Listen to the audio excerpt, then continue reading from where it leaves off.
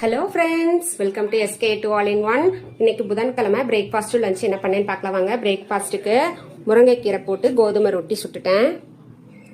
லஞ்சுக்கு சாதம் குக்கரில் வச்சுட்டேன். முட்டை வறுத்துட்டேன். இந்த முட்டை வறுத்தது சாப்பாட்டுக்கும் பிசைஞ்சு சாப்பிட்டுக்கலாம், நல்லா இருக்கும், டேஸ்டாக இருக்கும்.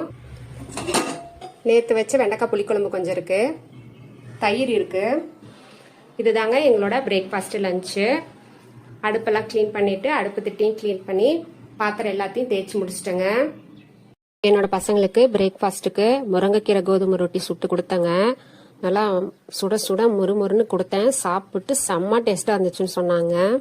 லஞ்சுக்கு பால் சாதம் பரட்டிட்டு கடிச்சிக்கிறதுக்கு முட்டை ஃப்ரை வச்சு பேக் பண்ணிட்டேங்க.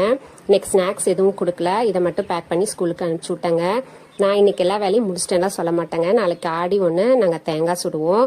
அதனால கொஞ்சம் பெட்ஷீட்லாம் துவைக்கிற வேலை இருக்கு, வீடு வலிக்கணும், எடிட் பண்ற ஒர்க்கும் இருக்கிறனால நான் அந்த வேலையை பார்க்க போறேங்க. நீங்க உங்க ஊர்ல எல்லாம் தேங்காய் சுடுவீங்களான்னு எனக்கு கமெண்ட்ல சொல்லுங்க. தேங்க்யூ.